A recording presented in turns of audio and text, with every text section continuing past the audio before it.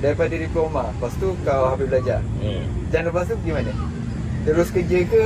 Kerja lah. Kerja terus lah. First kerja apa? First kerja, aku kerja Aeon Credit, debt collector. Okey, ni menarik. So tiap-tiap Jadi along lah. So okey, sebagai debt collector, hari-hari buat cold call lah.